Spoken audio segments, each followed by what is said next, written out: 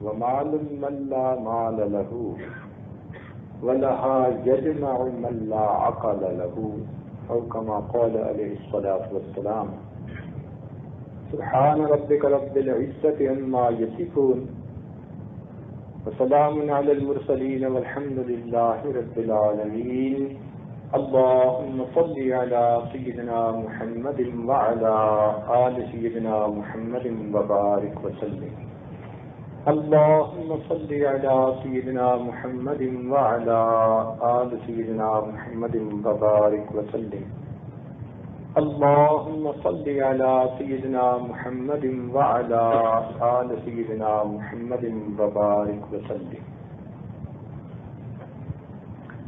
آج کا عنوان سالکین کے لیے بہت اہم ہے اور امید ہے کہ یہ عنوان عصر کی مجلس اور عشاء کی مجلس دونوں میں چلے گا. اردو زبان کے کچھ الفاظ ایسے ہوتے ہیں کہ ان کا ہر حرف بھی بڑا بامعنی ہوتا ہے. مثال کے طور پر ایک جگہ پر کچھ انگریزی خواہ لوگ تھے، یہ طلباء کو بہت تنگ کرتے تھے. عربی مدارس کے جو طلباء تھے ان کو تنگ کرتے، کبھی ان کو قربانی کا مینڈا کہتے، کبھی کچھ کہتے، کبھی کچھ کہتے. ایک دن وہ طلباء سب مل بیٹھے اور کہنے لگے کہ ان انگریزی خواہ لوگوں کے لیے کوئی ایسا لفظ بناؤ کہ جس میں ان کی ساری صفات آ جائیں. ان کہا ہے تو بہت اچھا. اب ہوں طلباء اور پھر مل بیٹھے ماشاء اللہ. انہوں نے کہا ان کے اندر ہوتا کیا کیا ہے؟ ایک نے کہا بڑی جہالت ہوتی ہے ان میں. دوسرے نے کہا یہ لوگ بڑے نالائق ہوتے ہیں. یہ لوگ بڑے نالائق ہوتے ہیں. ایک نے کہا یہ بڑے احمق ہوتے ہیں. ایک نے کہا یہ بڑے بے وقوف ہوتے ہیں. تو انہوں نے کہا کہ ساری باتیں ٹھیک ہیں، ہم ان سب الفاظ کے اول حرف لے کے ایک لفظ بناتے ہیں. چنانچہ انہوں نے ایک لفظ بنایا جناب. جیم سے جاہل، نون سے نالائق، الف سے احمق اور با سے بے وقوف. اور انہوں نے ہر انگریزی خواہ کو جناب کہنا شروع کر دیا. ایسا لفظ مشہور ہوا کہ آج کسی کو پتہ ہی نہیں کہ یہ بنا کیسے. سب ایک دوسرے کو جناب کہتے پھرتے ہیں. تو جس طرح اس لفظ کا ہر حرف بامعنی ہے، اسی طرح ایک لفظ ہے دشمن. اس لفظ کا بھی ہر حرف بامعنی ہے. یہ جو دشمن کا لفظ ہے نا، یہ اللہ والوں نے بنایا ہے. یہ جناب کا لفظ تو طلباء نے بنایا شرارت کی نیت سے، لیکن دشمن کا لفظ اہل اللہ نے بنایا دلوں کی طہارت کی نیت سے، دلوں کی پاکیزگی کی نیت سے. دشمن کے لفظ میں 4 حروف ہیں اور انسان کے 4 ہی دشمن ہیں. اچھی طرح سن لیجئے. دشمن کے لفظ میں 4 حروف ہیں، دال، شین، میم اور نون. اور انسان کے 4 ہی دشمن ہیں. سب سے پہلا دشمن دنیا. اب آگے کی جو محفلیں ہوں گی نا، ان میں ان 4 دشمنوں کی تفصیل کی جائے گی. اس لیے کہ جب تک انسان کو اپنے دشمن کا پتہ نہ ہو وہ اس کے وار سے بچ نہیں سکتا. دشمن اس کو ہلاک کر ڈالے گا. دوستی کے رنگ میں دشمنی کرنے والے تو بہت نقصان دہ ہوتے ہیں. تو اس لیے جو دشمن ہو انسان کے ان کو پتہ ہونا چاہیے. تو یہ وہ دشمن ہیں جو انسان کی آخرت کے دشمن، عقبا کے دشمن. اس لیے یہ دشمن اور زیادہ بڑے دشمن ہیں. تو تو پہلا حرف دال، دال سے مراد دنیا، یہ آج کا ٹاپک ہے. اس کو کہتے ہیں دنیا کی محبت، ترک دنیا یعنی ترک لذات دنیا. دنیا کی لذتیں یہ ہماری دشمن ہیں، ایسے ہمیں اپنے اندر لگا لیتی ہیں کہ ہمیں اپنے رب سے غافل کر دیتی ہیں. اور واقعی دنیا کی لذتوں میں پھنس کے انسان آخرت کو بالکل بھول جاتا ہے. اسے یاد ہی نہیں ہوتا کہ میں کیا ہوں اور کیا نہیں ہوں. امام غزالی رحمۃ اللہ علیہ نے یہ بات بڑے اچھے انداز سے سمجھائی. فرماتے ہیں کہ ایک آدمی جا رہا تھا، ایک شیر اس کے پیچھے بھاگا. اب قریب درخت بھی نہیں تھا کہ یہ چڑھ جائے. ایک کنواں تھا تو اس نے سوچا میں کنویں میں چھلانگ لگا دیتا ہوں، شیر چلا جائے گا تو میں بھی کنویں سے نکل آؤں گا. جب اس نے نیچے چھلانگ لگانے کے لیے دیکھا تو کیا دیکھتا ہے کہ پانی کے اوپر کالا ناگ تیر رہا ہے. اب پیچھے شیر، آگے کالا ناگ. حیران کہ اب کیا کروں؟ تو اس کو اس کنویں کی دیوار کے اوپر کچھ گھاس اگی ہوئی نظر آئی. گھاس اگاتی ہے کنویں کی دیواروں پہ. اس نے سوچا میں ان کو پکڑ کے لٹک جاتا ہوں، نہ اوپر رہوں گا کہ شیر کھائے، نہ نیچے جاؤں کہ سانپ ڈسے. میں درمیان میں لٹک جاؤں گا، شیر چلا گیا تو باہر نکل آؤں گا. یہ گھاس کو پکڑ کے لٹک گیا. تھوڑی دیر میں اس نے کیا دیکھا؟ دو چوہے ہیں، ایک کالا اور ایک سفید، اور وہ اس گھاس کو کاٹ رہے ہیں جس گھاس کو پکڑ کے یہ کھڑا ہے. اب اور پریشانی، اوپر شیر ہے، نیچے سانپ ہے، اور جس گھاس کو پکڑ کے لٹک رہا ہے اس کو سفید اور کالا چوہا وہ دونوں کاٹ رہے ہیں. اب اس پریشانی کے عالم میں جب اس نے ادھر ادھر دیکھا تو اس کو قریب شہد کا ایک چھتا نظر آیا جس پر مکھیاں نہیں تھیں، شہد سے بھرا ہوا تھا. تو خیال آیا ذرا دیکھوں تو صحیح یہ کیسا ہے. اس نے ایک ہاتھ سے گھاس پکڑی اور دوسرے سے شہد انگلی پہ لگا کے جو منہ میں لگائی تو بڑا مزہ آیا. اب یہ اس کو چاٹنے میں مشغول، نہ اسے سفید اور کالا چوہا یاد، نہ اسے اوپر کا شیر یاد، نہ اسے نیچے کا سانپ یاد. سوچیں پھر اس کا انجام کیا ہوگا. امام غزالی رحمۃ اللہ علیہ فرماتے ہیں اے دوست تیری مثال اس انسان کی ہے، اور ملک الموت شیر کی مانند تیرے پیچھے لگے ہوئے ہیں، اور قبر کا عذاب اس سانپ کی صورت میں تیرے انتظار میں ہے، اور کالا اور سفید چوہا یہ تیری زندگی کے دن اور رات ہیں، اور یہ گھاس تیری زندگی ہے. یہ دن اور رات تیری زندگی کو کاٹتے چلے جا رہے ہیں، اور یہ شہد کا چھتا یہ دنیا کی لذتیں ہیں، اور تو دنیا کی لذتوں میں لگا ہوا ہے. تجھے کچھ یاد نہیں. سوچ تیرا انجام کیا ہوگا. واقعی بات ایسی ہے کہ انسان دنیا کی لذتوں میں پھنس کر اپنے رب کو ناراض کر لیتا ہے.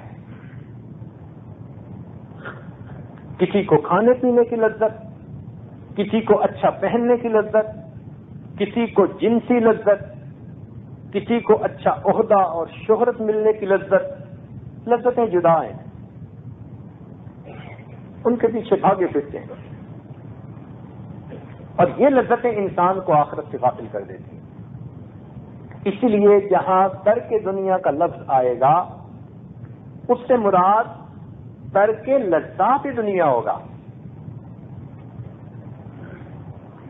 دنیا کو ترک کرنے کا کیا مطلب؟ دنیا کی لذتوں کو ترک کر دینا، اس کا یہ مطلب ہوگا. یہ دنیا بھی عجیب ہے. ہمارے مشائخ نے فرمایا حلالها حساب وحرامها وبال، کہ اگر اس کا حرام ہو وہ تو ویسے ہی وبال ہے، اس کا حلال بھی ہو تو بھی اس کا حساب دینا پڑے گا. تو جان کہیں نہیں چھوٹتی. حلالها حساب وحرامھا وبال، حرام ہے تو وہ وبال، اور اگر حلال بھی ہے تو اس کا بھی بندے کو حساب دینا پڑے گا۔ اس لیے نبی علیہ السلام نے ارشاد فرمایا میری امت کے فقراء، میری امت کے امیر لوگوں سے جنت میں 500 سال پہلے داخل کر دیے جائیں گے۔ کیوں؟ ان کو دنیا میں تھوڑا رزق ملا، صبر شکر کا وقت گزارا، دوسروں کو خوب مال ملا، انہوں نے من پسند کے کھانے کھائے، خوب دنیا کی موج اڑائی۔ 500 سال، اور آخرت کا ایک دن دنیا کے 70,000 سالوں کے برابر ہے، بعض جگہوں پر 50,000 سالوں کے برابر ہے۔ اب ایک دن اگر 50,000 سال کے برابر ہو اور 500 سال یہ پہلے جنت میں داخل کیے جائیں گے، تو اس دن تو امیر لوگ تمنا کریں گے کہ کاش ہم بھی دنیا میں فقیر ہوتے ہیں۔ اس لیے جس کو اللہ نے جتنا رزق دیا وہ اس پر اللہ کا شکر ادا کرے، غریب ہے صبر کرے، امیر ہے شکر ادا کرے، اور اس مال کو آخرت کے کمانے کا ذریعہ بنائے۔ کئی دفعہ مال کی وجہ سے انسان میں آ جاتی ہے، اس کی آواز میں مال کی جھنکار شامل ہو جاتی ہے۔ کئی ایسے بھی تو امیر ہوتے ہیں نا، فرعون بنتے ہیں، خدا کے لہجے میں بولنا شروع کر دیتے ہیں۔ تو مال انسان کے اندر تکبر پیدا نہ کرے، عاجزی پیدا کرے۔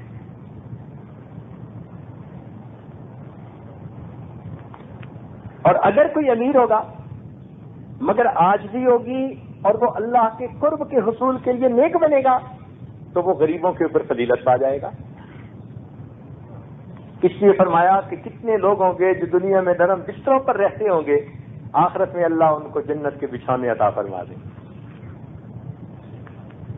ایک مرتبہ نبی علیہ السلام کے پاس فقراء مدینہ آئے، یہ اصحاب صفہ، نبی علیہ السلام کے مدرسے کے ابتدائی طلباء،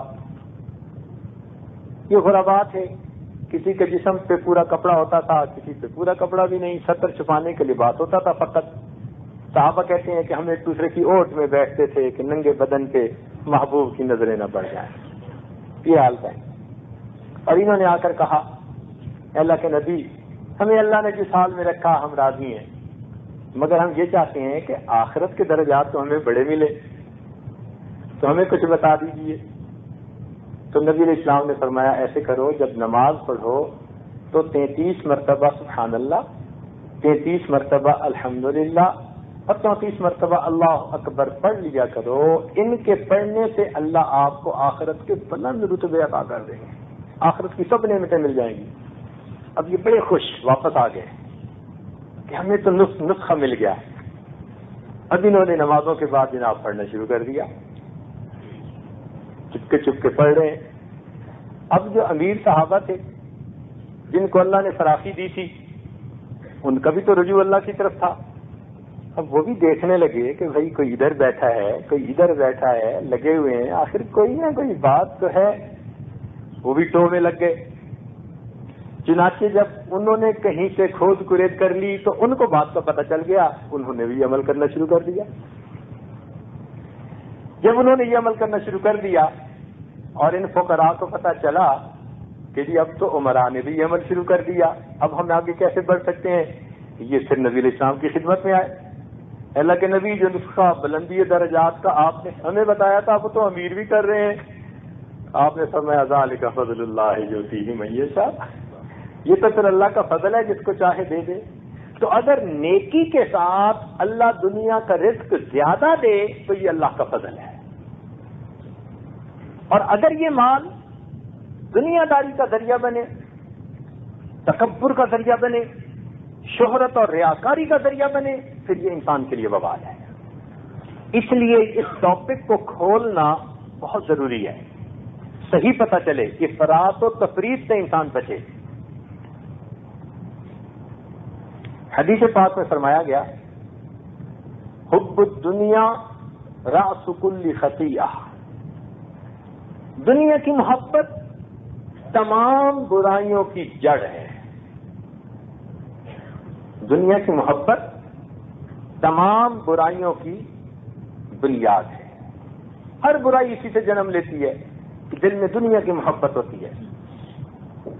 اور ہمارے مشائخ نے اس حدیث کو سامنے رکھ کر چند الفاظ اور بڑھا دیے مطلب سمجھانے کی خاطر. فرمایا حب الدنیا رأس کل خطیئہ وترکها مفتاح کل فضیلہ، اور دنیا کا ترک کر دینا یہ ہر فضیلت کی کنجی ہے. تو دنیا کو ترک کر دینے کا کیا مطلب؟ یہ نہیں ہے کہ بیوی بچے ماں باپ کو چھوڑ کر ایک غار بنا لی اور وہاں جا کے مصلی بچھا دیا. لا رہبانیت فی الاسلام، اسلام میں رہبانیت نہیں ہے. والرہبانیت ابتدعوها ما كتبناها علیہم، اللہ تعالیٰ قرآن میں فرماتے ہیں کہ یہ رہبانیت تو بدعت تھی جو ان عیسائیوں نے نصارہ نے گھڑ لی تھی، اللہ نے اس کا حکم نہیں دیا تھا. تو ترک دنیا اس کو نہیں کہتے، وہ تو کام چور لوگوں کا کام ہوتا ہے. کام کو دل نہیں کرتا، یہ ہم تو بڑے توکل کرتے ہیں.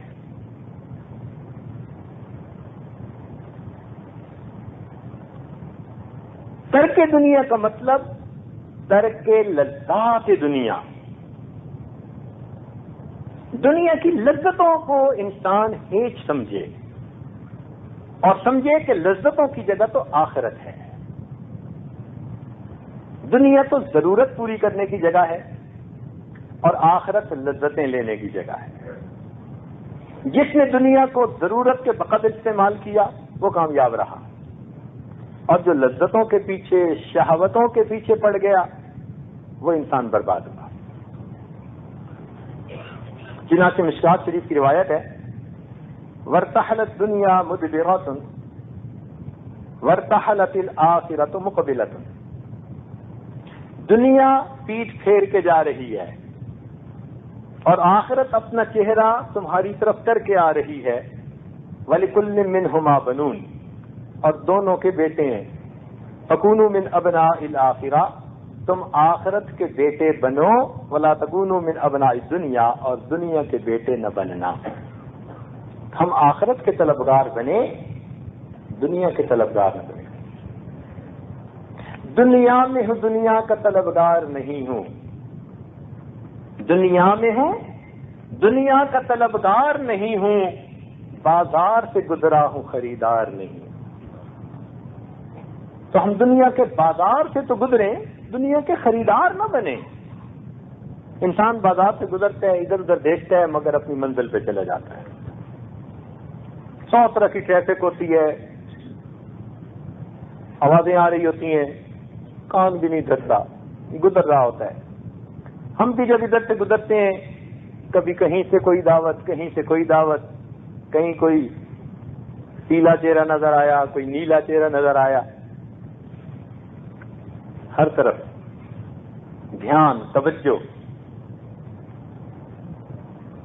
دل کو اپنی طرف کھینچنے کے لیے شیطان کے بڑے پھندے. مسجد سے باہر نکل کے دیکھو، قدم قدم پہ جال نظر آئیں گے، چلتے پھرتے جال. اور نوجوان تو بیچارے قابو میں نہیں رہتے، ان کو دنیا کی لذتیں کھینچتی ہیں. ہم سے تو بچہ اچھا، ہم سے تو بچہ اچھا. ایک بزرگ تھے، ان کی خدمت میں ایک آدمی اپنے بیٹے کو لایا. حضرت اس کے لیے دعا فرما دیں. ایک اچھی عادت ہے، پہلے لوگ اپنے بیٹوں کے لیے، اولاد کے لیے اللہ والوں سے دعا کرواتے رہے ہیں. اللہ کرے کہ ہمیں بھی اللہ والوں کی دعا لگ جائے. تو وہ اپنے بیٹے کو لے کے آیا، حضرت اس کے لیے دعا کر دیں. یہ اور بات ہے کہ کئی مرتبہ اپنے بیٹوں کو لے کے آتے ہیں اور دعا کروانے کے لیے کہتے ہیں، اور باپ کی اپنی حالت ایسی ہوتی ہے کہ دعا اس کے لیے کرنے کو دل کرتا ہے کہ بچے کے لیے دعا کیا کرنی، پہلے تو باپ کے لیے کرنی چاہیے. اللہ اس کو ہدایت دے. خیر وہ بچے کو لے کے آیا. اب ان اللہ والوں نے دعا کر دی. دعا کے بعد ان کے پاس کوئی جیب کے اندر میٹھی چیز تھی, انہوں نے نکال کے اس بچے کو دی. جب اس بچے کو دی تو بچے نے منہ پھیر لیا اور اپنے والد کی طرف دیکھنا شروع کر دیا.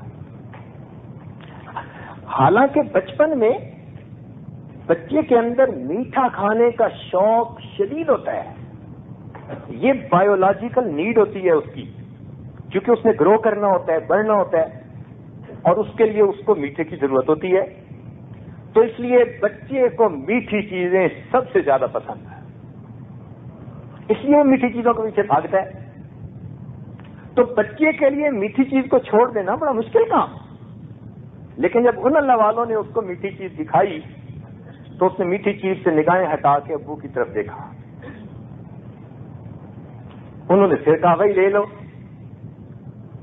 بچے نے دوبارہ میٹھی چیز کی طرف دیکھا, پھر نگاہ ہٹا کے ابو کی طرف دیکھنا شروع کر دیا, نہیں لی. اب اس کے والد نے اسے کہا کہ بیٹا حضرت دے رہے ہیں لے لو. تو جب والد نے اجازت دی اور کہا کہ بیٹا لے لو, اب اس بچے نے ہاتھ بڑھایا اور وہ چیز لے لی. جب اس نے وہ چیز لے لی تو والد کی آنکھوں میں سے, ان بزرگوں کی آنکھوں میں سے آنسو آ گئے. وہ آدمی حیران ہوا, حضرت آپ کیوں روئے؟ وہ فرمانے لگے کہ ہم سے تو یہ بچہ اچھا کہ اس بچے کو میں نے ایسی چیز دی جس کی طلب اس کے اندر بہت ہے, شدید ہے, لیکن اس نے چیز کو نہیں دیکھا, اپنے والد کی طرف دیکھا کہ میرا ابا مجھے کیا کہتا ہے. اے کاش ہم جو گلیوں میں چلتے ہیں ہمارے سامنے بھی لذیذ شخصیتیں پھرتی ہیں, ہم بھی ادھر سے نظر اٹھا کر دیکھتے کہ ربا ہمیں کیا کہتے ہیں. تو بچے نے تو ابا کو دیکھا, کاش ہم بھی اپنے ربا کو دیکھتے. ہم تو ربا کو نہیں دیکھتے, ہم تو اسی کو دیکھنا شروع کر دیتے ہیں. تو لذتیں کھینچتی ہیں بندے کو اور نفس قابو میں نہیں رہتا.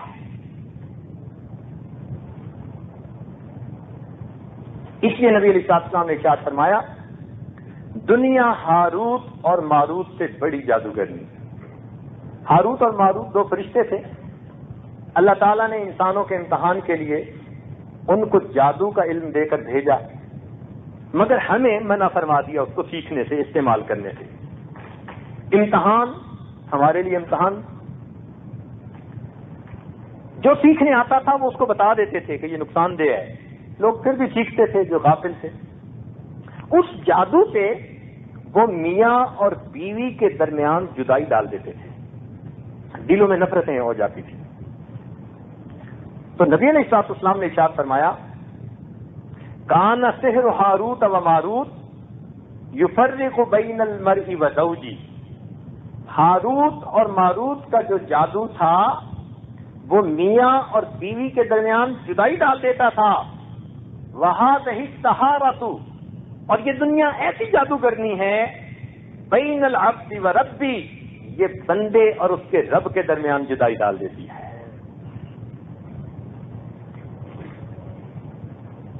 اس لیے کسی بات خدا شاعر نے یہ بات کہی لِكُلِّ شَيْءٍ إِذَا فَارَقْتَهُ عِوَضٌ, لِكُلِّ شَيْءٍ إِذَا فَارَقْتَهُ عِوَضٌ وَلَيْسَ لِلَّهِ إِن فَارَقْتَ مِنْ عِوَضٍ. تو دنیا کی جس چیز سے جدا ہوگا تیرے لیے ہر چیز کا بدل موجود ہے, لیکن اگر تو اللہ سے جدا ہوا تیرے لیے کوئی بدل موجود نہیں. تو یہ دنیا بڑی جادوگری, بندے اور پروردگار کے درمیان جدائیاں ڈال دیتی ہے.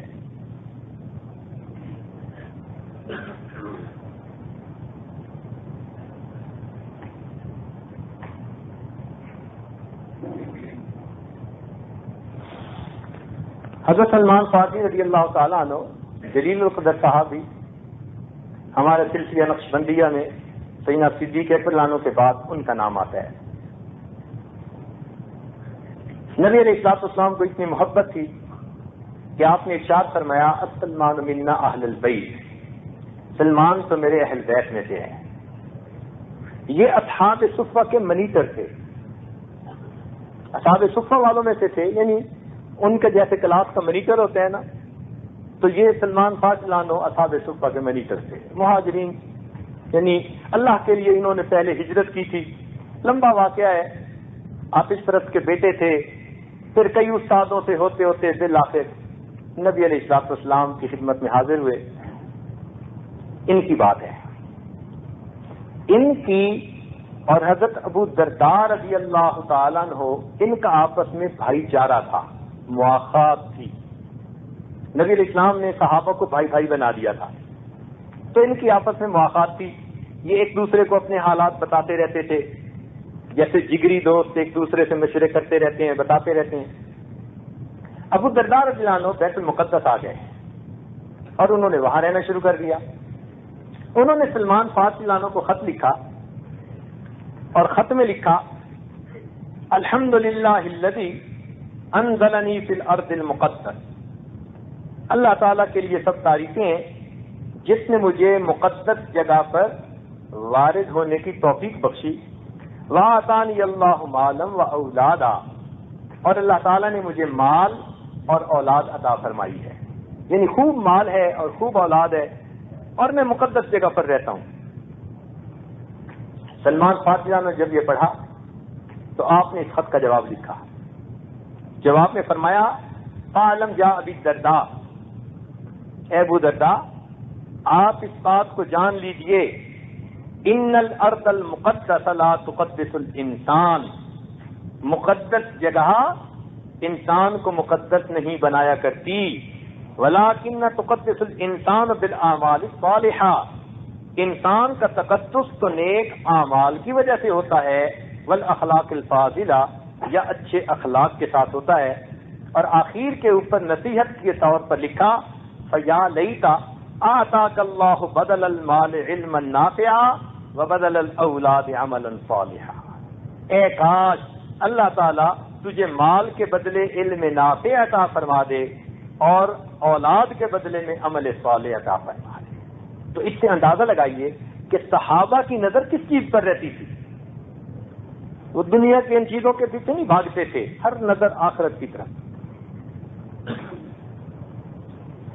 عقل دو طرح کی ہے، ایک کو کہتے ہیں عقل معاش اور ایک کو کہتے ہیں عقل معاد۔ ایک ہے عقل معاش اور ایک ہے عقل معاد۔ عقل معاش وہ ہوتی ہے کہ جو دنیا کے فائدے سوچنے والی ہو، جیسے کچھ لوگ کیسے تیز دین کے معاملے میں کہیں گے جی ہمیں تو کچھ بس سمجھ ہی نہیں ہے، دنیا کے معاملے میں کانٹے۔ اور عقل معاد اس عقل کو کہتے ہیں کہ جو ہر چیز میں آخرت کی طرف رجوع کرنے والی ہو، ہر چیز کو آخرتی نقطۂ نظر سے دیکھنے والی ہو، اس کو عقل معاد کہتے ہیں۔ انبیاء کرام دنیا میں عقل معاد لے کر تشریف لائے اور ان کے صدقے پھر انسانوں کو، ایمان والوں کو عقل معاد نصیب ہوئی۔ تو اللہ والوں کے پاس عقل معاد ہوتی ہے، اس لیے وہ ہر چیز میں آخرت کے نقطۂ نظر سے دیکھتے ہیں۔ ایک چھوٹی سی مثال سے بات سمجھاؤں پھر آگے بڑھیں گے۔ ایک آدمی سنگترے بیچنے والا تھا، اچھے سنگترے، لے لو سنگترے، وہ سنگترے بیچ رہا تھا۔ ایک اللہ والے نے جب آواز سنی تو ان پر تو عجیب حال طاری ہوا، اللہ اللہ اللہ، عجیب کیفیت ان کی۔ کسی نے پوچھا جب افاقہ ہوا کہ حضرت کیا بنا؟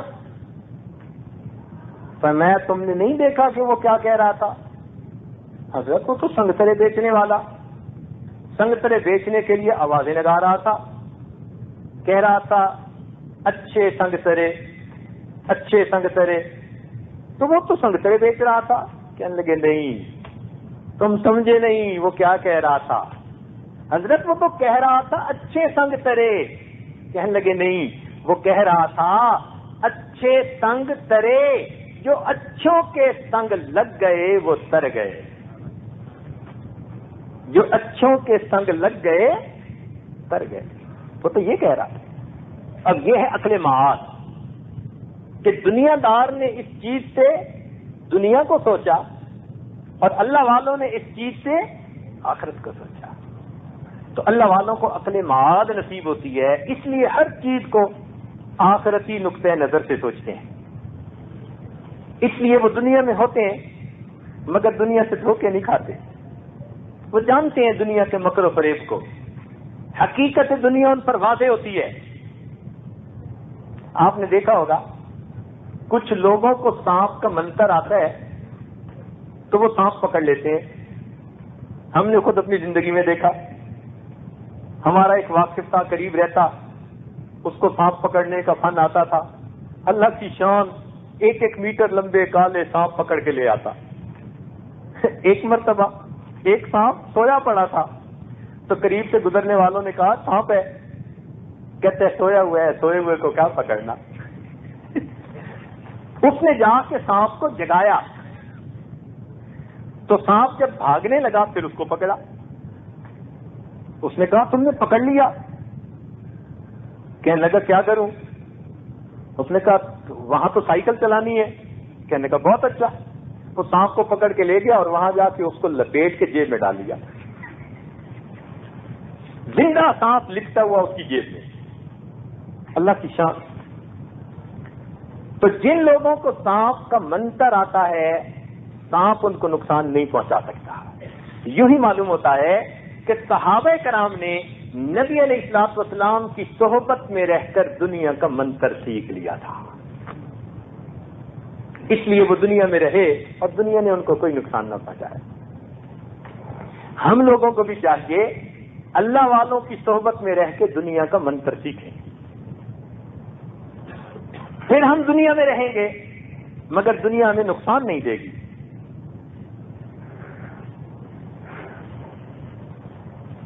حضرت علی رضی اللہ عنہ اپنے کئی دفعہ محراب میں کھڑے ہو کر کہتے یا سفرا یا بیضا غر غیری، اے سونا اے چاندی میرے غیر کو دھوکہ دے، میں تیرے دھوکے میں آنے والا نہیں. تو وہ دنیا کے دھوکے میں نہیں آئے. حضرت اکبر ثانی رحمۃ اللہ علیہ نے ایک عجیب بات لکھی ہے. وہ فرماتے ہیں کہ عام مسلمان، عامت المسلمین تو یہ سمجھتے ہیں کہ صحابہ کی سب سے بڑی کرامت یہ ہے کہ حضرت سعد ابن ابی وقاص رضی اللہ تعالیٰ عنہ کا لشکر دریا میں سے بحفاظت بسلامت گزر گیا. عوام الناس کے نزدیک صحابہ کی سب سے بڑی کرامت یہ ہے کہ سعد ابن ابی وقاص عنہ کا لشکر دریا میں سے بحفاظت بسلامت گزر گیا. وہ اس کو بڑا کام سمجھتے ہیں، بڑی کرامت سمجھتے ہیں. مگر فرمایا کہ اہل علم کے نزدیک صحابہ کی سب سے بڑی کرامت یہ ہے کہ وہ اپنے ایمان کو اس دنیا کے دریا سے بحفاظت بچا کر لے گئے.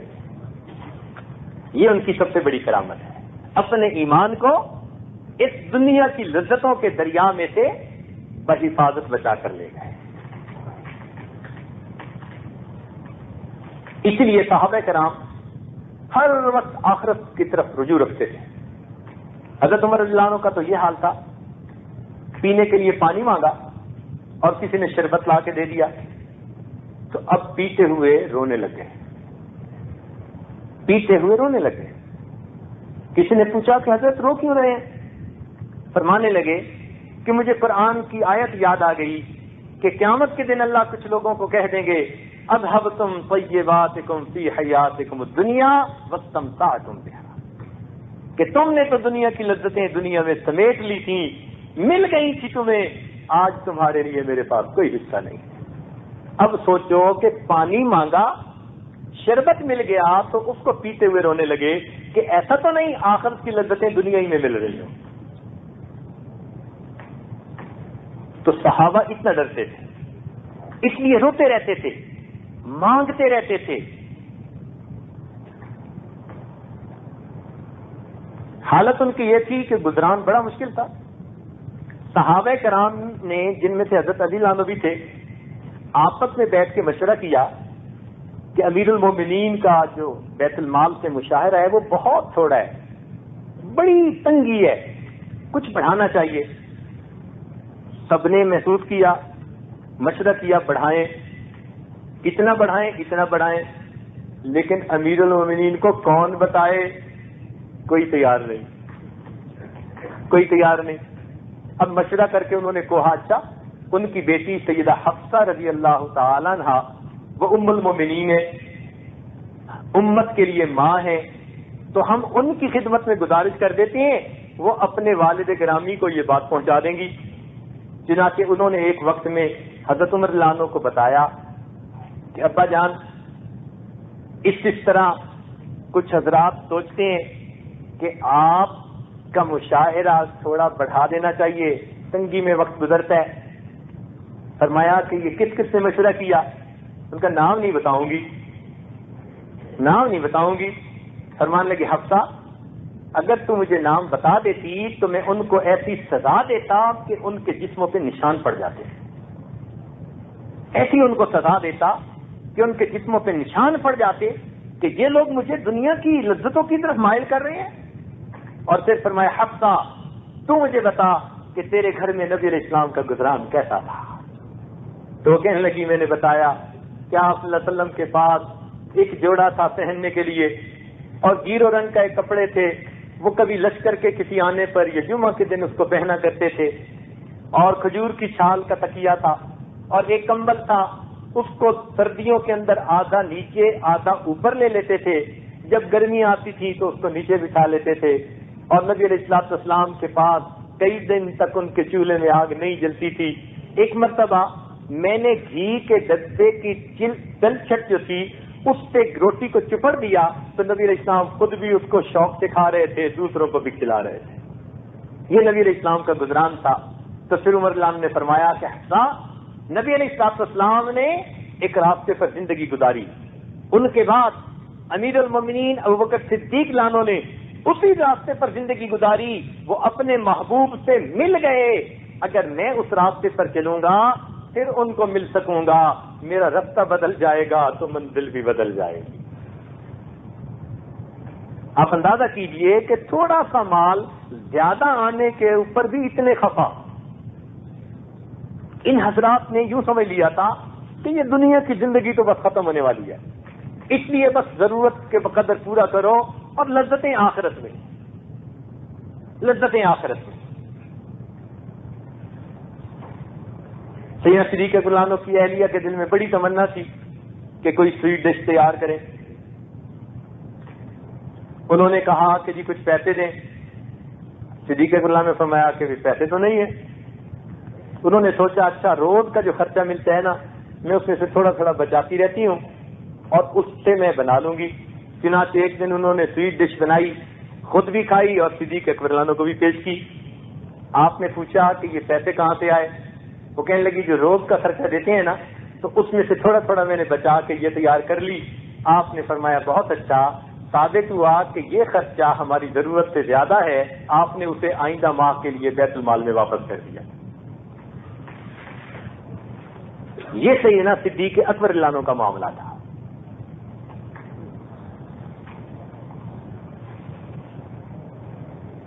تو صحابہ کرام تو آخرت پر ان کی نظریں جمی ہوئی ہوتی تھیں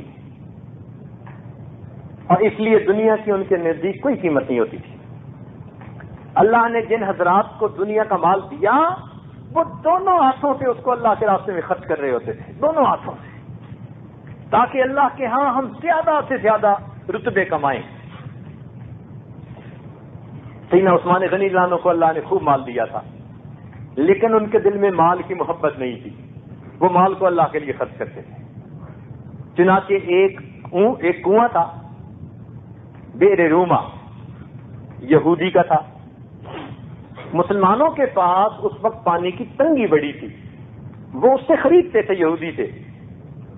سیدنا عثمان غنی اللہ عنہ نے جب دیکھا کہ مسلمانوں کو تنگی ہے وہ یہودی کے پاس گئے اور اسے کہا کہ بھائی مجھے یہ بیچ دو۔ اس نے کہا میری تو بڑی کمائی ہوتی ہے، میں کیوں بیچوں گا؟ فرمان لگے اچھا ایسا کریں کہ آدھا بیچ دیں، قیمت پوری لے لیں۔ وہ یہودی نہ سمجھ سکا، اللہ والوں کے پاس حکمت ہوتی ہے، فراست ہوتی ہے. اس نے کہا یہ ٹھیک ہے کہ آدھا حق دوں گا, قیمت پوری لوں گا. چنانچہ اس نے قیمت پوری لے لی اور آدھا حق دے دیا کہ ایک دن آپ نکالو اور دوسرے دن پانی ہم نکالیں گے. اب وہ تو اجرت پہ لیتا تھا. جب آپ نے اس کو پیسے دے دیے, طے ہو گیا, اعلان کروا دیا کہ میری باری کا دن جو ہے وہ مسلمان ہو یا کافر سب کے لیے اجازت ہے بغیر پیسے کے اللہ کے لیے پانی استعمال کرے. اب جب لوگوں کو ایک دن فری پانی ملنے لگا تو خریدنے والا کون ہوتا؟ اب اس سے خریدنے والا کوئی نہیں. چنانچہ چند مہینوں کے بعد آیا, جی آپ مجھ سے باقی آدھا بھی خرید لیں. ماشاءاللہ آپ نے باقی آدھا بھی خرید کر سب کو اللہ کے لیے وقف کر دیا. تو مال اللہ کے لیے, لشکر کا لشکر نبی علیہ السلام کی خدمت میں جہاد کے لیے پیش کر دیتے تھے. 1000 اونٹ سامان سے لدے ہوئے نبی علیہ السلام کی خدمت میں پیش کر دیے. ایک مرتبہ جنگ کے موقع پہ ضرورت تھی اور قحط بھی تھا. صحابہ کرام بڑی مشکل کے حالات میں تھے اور ان کے 1000 اونٹ سامان سے لدے ہوئے شام سے آئے اور عین اس وقت پہنچے کہ جب چیزوں کی قلت تھی. پورا مدینہ اس وقت تنگی کی حالت میں تھا. تو مدینہ کے جتنے تاجر تھے وہ پہنچ گئے. کہنے لگے جی جتنا آپ نے خریدا ہے نا اس پہ جو ہم سے منافع لینا ہے وہ لے لو. آپ نے فرمایا کتنا دو گے؟ ایک نے کہا میں ایک کے بدلے ایک, یعنی جتنے کا خریدا میں 100% ایک اور دے دوں گا, نہیں چھوڑا ہے. دوسرے نے کہا 2 دوں گا, تیسرے نے کہا 3 دوں گا, ایک نے کہا 4 گنا, ایک نے کہا 5 گنا. آپ نے کہا نہیں میں نہیں دیتا. اب وہ کہنے لگے جی عجیب بات ہے, مال کو 5 گنا کر کے دے رہے ہیں اور آپ کہتے ہیں نہیں دوں گا. سمجھ لگے ہاں اس سے زیادہ کوئی دے سکتا ہے تو بولے. کہنے لگے جی اس سے زیادہ تو کوئی نہیں دے سکتا. کہنے لگا پھر میرے پاس ایک گاہک ہے. ان کا وہ کتنا دیتا ہے؟ کہنے لگا کہ 10 کی گارنٹی تو پکی ہے, ویسے اس نے 70 بھی کہا ہے اور 700 بھی کہا ہے. واللہ یضاعف لمن یشاء بغیر حساب. اور اس نے بغیر حساب بھی کہہ دیا ہے کہ میں تمہیں اس کا اجر دوں گا. آپ نے سارے مال کو اسی وقت اللہ کے راستے میں صدقہ کر دیا. اب یہ دنیا ان کے لیے نقصان دہ نہیں, یہ دنیا ان کے لیے بلندی درجات کا سبب ہے. تو ترک لذات یہ دنیا نقصان یعنی اصل مقصود ہے. اور جن لوگوں کے پاس لذتیں کی یہ چیزیں نہ ہوں وہ اللہ کے لیے اس کو خرچ کر رہے ہوں, ان کے لیے یہ بلندی درجات کی چیز ہے. یہ ٹاپک تو انشاءاللہ جاری رہے گا, تاہم ایک واقعہ سنا کر بات مکمل کر دیتے ہیں. نبی علیہ السلام تشریف فرما ہے. ایک آدمی نیا مسلمان آیا ہوا تھا, وہ آپ کی خدمت میں حاضر ہوا. اچھا صحابہ کرام جو نئے مسلمان ہوتے تھے نا تو نبی علیہ السلام ان کی تعلیف قلب کے لیے بہت زیادہ محبت فرماتے تھے. نئے مسلمان ہوتے تھے نا ان کو زیادہ محبت پیار سے آپ پیش آتے.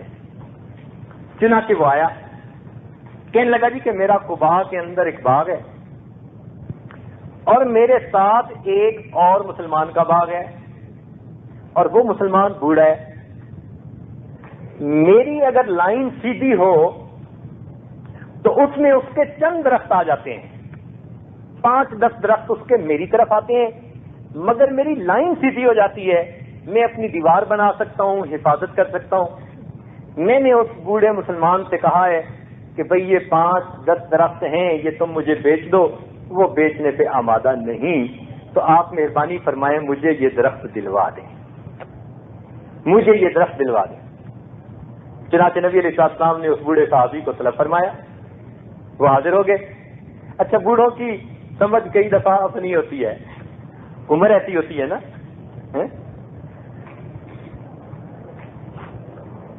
بوڑھا آدمی تو بتا بھی نہیں سکتا کہ اس کو کیا کیا تکلیف. اٹھتا ہوں تو کمر میں درد ہوتی ہے, اس نے کہا بڑھاپا ہے. میں جلدی تھک جاتا ہوں, بڑھاپا ہے. راتوں کو نیند نہیں آتی, اس نے کہا بڑھاپا ہے. جب اس نے ہر بات کے کہا بڑھاپا ہے بڑھاپا ہے بڑھاپا ہے تو بوڑھے میاں کو غصہ آیا کہنے لگی یہ کیا؟ بڑھاپا ہے بڑھاپا ہے بڑھاپا ہے. کہنے لگا بڑے میاں یہ بھی بڑھاپا ہے.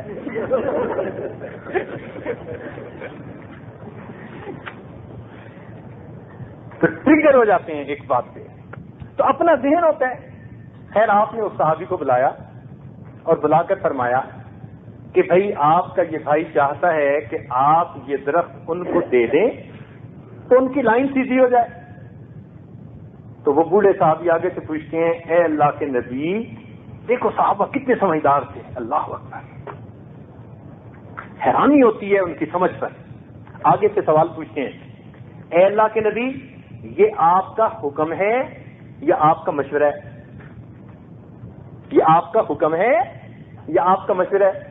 آپ نے فرمایا حکم نہیں ہے، یہ مشورہ ہے، اختیار ہے تمہیں، جو فیصلہ کرو. کہنے لگے اللہ کے نبی میں نہیں دینا چاہتا. اب جب نہیں دینا چاہتا تو وہ جو نیا مسلمان تھا وہ بیچارہ ذرا مایوس ہوا. تو نبی علیہ السلام نے فرمایا کہ اچھا ایسا کرو، اسے نہیں دینا چاہتے تو میں اسے خریدنا چاہتا ہوں، مجھے دے دو. کہتے ہیں اللہ کے نبی حکم ہے یا مشورہ ہے؟ آپ نے فرمایا مشورہ ہے. کہتے میں نہیں دیتا. اور یہ کہہ کے چلا گیا. نبی علیہ السلام نے جب دیکھا کہ جانے لگا ہے تو اللہ کے محبوب نے فرمایا کہ سنو، جنت کے درخت تمہیں اس کے بدلے ملیں گے اور میں ضمانت دیتا ہوں جنت میں باغ کی، تو تم یہ 10 درخت جنت کے باغ کے بدلے میں دے دو، تمہیں گھر ملے گا، باغ ملے گا. کہنے لگا اللہ کے نبی اب میں نے کہہ دیا لا حاجت لی، اب مجھے کوئی ضرورت نہیں ہے. کہہ بیٹھا تھا اب یہ سودا میں نہیں کرتا. چلا گیا. اب جب یہ بات ایک دوسرے صحابی نے سنی، ان کا 1000 درختوں کا باغ تھا.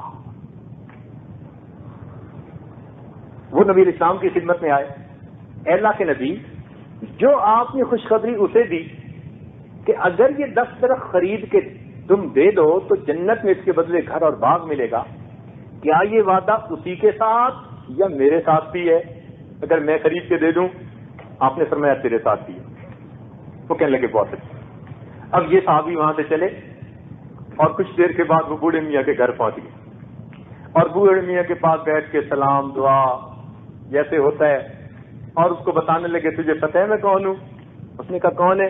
کہنے لگا میں قباء کا فلاں امیر آدمی ہوں جس کا 1000 درختوں کا باغ ہے. کہنے لگا ہاں اس کی تو بڑی شہرت میں نے سنی ہے، بڑا نام سنا ہے، تیرے باغ کے اندر تو کھجوریں بڑی اعلیٰ اور بڑی اچھی اور بڑے پھل دینے والی ہیں اور بڑا تذکرہ سنا ہے تیرا. کہنے لگے کہ اچھا تذکرے تم نے بھی سن لی ہیں، میں چاہتا ہوں کہ تیرے ساتھ ایک ڈیل کر لوں. اس نے کہا وہ کیا؟ کہنے لگا ڈیل یہ ہے، یہ جو درخت ہے نا 10 یہ مجھے دے دو اور 1000 درختوں کا وہ باغ آپ لے لو. تو ان کی تو آنکھوں میں چمک آ گئی. وہ بوڑھے میاں تھے، انہی کھجوروں پہ ان کا گزران تھا، وہ چھوڑنا نہیں چاہتے تھے ان کو. رہتے رہتے چیز جگہ کے ساتھ انسان کی طبیعت لگ جاتی ہے نا، تو وہ چھوڑنا نہیں چاہتے تھے. لیکن جب انہوں نے وہ باغ سنا تو کہنے لگے کہ ٹھیک ہے میں تیرے ساتھ سودا کر لیتا ہوں. چنانچہ انہوں نے کہا کہ یہ 10 درخت میرے اور وہ باغ تیرا. نبی علیہ السلام کی خدمت میں آ گئے. اے اللہ کے نبی مجھے 10 درخت مل گئے تھے، میں نے وہ درخت آپ کی خدمت میں پیش کر دیے. محبوب نے فرمایا میں ضمانت دیتا ہوں اس کے بدلے تمہیں جنت میں مکان بھی ملے گا، باغ بھی ملے گا. یہ سن کر وہ واپس آئے اور اپنے 1000 درختوں کے باغ کے کنارے پر پہنچے، اندر داخل نہیں ہوئے. کیوں؟ میں سودا کر چکا، اب یہ باغ کسی اور کا ہو گیا. کنارے پہ کھڑے ہو کے اپنی بیوی کو آواز دی اے فلاں کی امی، اے فلاں کی امی. بیوی نے کہا کہ کیا بات ہے، اندر کیوں نہیں آتے؟ کہنے لگے میں آج سودا کر بیٹھا ہوں، یہ باغ اب میرا نہیں، میں نے جنت کے باغ کے بدلے میں اس کو اللہ کے لیے فروخت کر دیا. سامان لے لے، بچوں کو لے لے، باہر آ جا، میں ادھر انتظار کروں گا. بیوی نے سنا، کہنے لگی تجھ پر قربان ہو جاؤں، زندگی میں تو نے پہلی دفعہ اچھا سودا کر کے میرا دل خوش کر دیا. سبحان اللہ. چنانچہ وہ اپنے بچوں کو لے کے باغ سے باہر آ گئی اور انہوں نے یہ باغ اللہ کے راستے میں صدقہ کر دیا. تو جن کا مال ایسا ہو کہ وہ اس کو اللہ کے لیے آخرت کمانے کے لیے لگا رہے ہوں تو وہ مال تو پھر ان کے لیے بہترین سواری ہے. اور اگر لذت دنیا کی خاطر ہو تو پھر یہ نقصان دہ ہے. اس لیے کچھ لوگ مالدار ہوتے ہیں اور کچھ لوگ مال کے چوکیدار ہوتے ہیں. کچھ لوگ مالدار ہوتے ہیں اور کچھ مال کے چوکیدار ہوتے ہیں. مالدار تو وہ کہ جن کے پاس مال ہے اور اللہ کے راستے میں خوب لگا رہے ہیں, اور مال کے چوکیدار وہ جو روز بینک بیلنس چیک کرتے ہیں, اب اتنے ملین, اب اتنے ملین, اب اتنے ملین. یہ بیچارے چوکیداری کر رہے ہیں, خود چلے جائیں گے, اولادیں ان کی عیاشیاں کریں گے. اللہ رب العزت ہمیں اپنے مال کو اللہ کے راستے میں خرچ کرنے کی توفیق عطا فرمائے اور ہمیں ابناء الآخرہ میں شامل فرما لے. انشاءاللہ یہی عنوان عشاء کے بعد بھی جاری رہے گا. دعا کر لیجئے. سبحان ربی العلی الوہاب. اللهم صل على سيدنا محمد وعلى آل سيدنا محمد وبارك وسلم. اے مالک عاجز مسکین بندے ہمارے گناہوں کو معاف فرما. اے اللہ آپ کے محبوب کا یہ فرمان پہنچا کہ جب بارش ہوتی ہے اس وقت کی دعائیں قبول ہوتی ہیں. اللہ یہ افطاری کا وقت بھی قریب ہے, تیری رحمت ظاہر میں بھی برس رہی ہے. اے اللہ ہم پر رحمت عطا فرما دیجئے, ہمارے دلوں کو دھو دیجئے, ہمارے دلوں کو منور کر دیجئے. اللہ ہمارے رزق میں برکتیں عطا فرما دیجئے, صحت میں برکتیں عطا فرما دیجئے. ہمارے مال کو ہمارے لیے رحمت بنا دیجئے اور اس کو دین کے لیے قبول فرما دیجئے. رب کریم آپ ہمارے اوپر مہربانی فرما دیجئے اور دنیا کی محبت سے ہمیں بچا لیجئے. اے اللہ دنیا کی محبت سے بچا لیجئے, اپنی محبت سے دلوں کو بھر دیجئے. رب کریم ہمارے گناہوں کو معاف فرما دیجئے. اے اللہ جتنے حضرات یہ معتکف ہیں اللہ یہ تیرے در کے سائل ہیں, تیرے در کے منگتے ہیں, تیرے در کے فقیر ہیں, دامن پھیلائے بیٹھے ہیں. مولا رحمت فرما دیجئے. اللہ ہم پر رحمت فرما دیجئے, ہماری بخشش فرما دیجئے, ہم پر احسان فرما دیجئے. اے اللہ ہمارے گناہوں کو معاف فرما دیجئے, ہمیں اپنے پسندیدہ بندوں میں شامل فرما دیجئے. اے اللہ ان احباب نے جن جن گناہوں کو چھوڑنے کی نیت کی اللہ ان گناہوں سے ہمیشہ کے لیے بچا لیجئے. ہمارے لیے بچنا مشکل ہے, اللہ ہمارے لیے بچنا مشکل ہے. ہم اپنے آپ کو آپ کے حوالے کرتے ہیں, اللہ ہمیں ضائع نہ ہونے دینا. اے اللہ نفس کا لقمہ نفس کے ہاتھوں, اے اللہ ہمیں تباہ نہ ہونے دینا, ہمیں شیطان کا لقمہ نہ بننے دینا. مولا ہمیں دشمنوں سے بچا لینا اور ہمیں اپنی حفاظت نصیب فرما دینا. اور اے اللہ ہمیں تمام کبیرہ صغیرہ گناہوں سے محفوظ فرما اور نیکیوں کی عزت نصیب فرما اور ہمارے دل کی نیک تمناؤں کو پورا فرما. اے اللہ پوری دنیا میں جہاں جہاں مسلمان پریشان ہیں سب کی پریشانیوں کو دور فرما. اے اللہ مدارس عربیہ کی حفاظت فرما. اے اللہ دعوت و تبلیغ کے کام کی حفاظت فرما. اے اللہ تزکیہ و احسان کی محنت ہو رہی ہے اس کی حفاظت فرما. اقامت دین کے لیے جہاں جہاں کوششیں ہو رہی ہیں ان کو قبول فرما. اللہ ہمارے مجاہد بھائیوں کی مدد فرما, ان کی پشت پناہی فرما. اے اللہ اپنی رحمت کا معاملہ فرما, اپنے کرم کا معاملہ فرما. اے اللہ جنہوں نے دعاؤں کے پیغامات دیے, وعدے لیے یا جن کے ہمارے اوپر حقوق آتے ہیں ان سب کو ان دعاؤں میں شامل فرما. اس کے بدلے قیامت کے دن ان کے حقوق سے سبکدوش فرما. اور اے اللہ ہمارے والدین عزیز اقارب مشائخ جو دنیا سے رخصت ہو چکے سب کی مغفرت فرما, اور جن کی مغفرت آپ نے کر دی قرب کے اعلیٰ درجات عطا فرما. اے اللہ کچھ دوستوں نے انفرادی طور پر خصوصی دعاؤں کے لیے کہا ہے, میرے مولا ان کا معاملہ یہ عاجز مسکین آپ کے سامنے پیش کرتا ہے. اے اللہ ان کی دعاؤں کو قبول فرما لیجئے, ان کی حاجات کو پورا کر دیجئے. اے اللہ ان کے حسن ظن کے مطابق خیر کا معاملہ فرما دیجئے. ہماری ان دعاؤں کو اپنی رحمت سے قبول فرما لیجئے. جو مانگا اللہ میں وہ بھی عطا فرما, جو مانگنا چاہیے تھا نہیں مانگ سکے وہ بھی عطا فرما. وصلی اللہ تعالی علی خیر خلقہ سیدنا محمد وآلہ واصحابہ اجمعین برحمتک یا ارحم الراحمین. ومال من لا مال له ولها يجمع من لا عقل له او كما قال عليه الصلاة والسلام. سبحان ربك رب العزة عما يصفون وسلام على المرسلين والحمد لله رب العالمين. اللهم صل على سيدنا محمد وعلى آل سيدنا محمد وبارك وسلم. اللهم صل على سيدنا محمد وعلى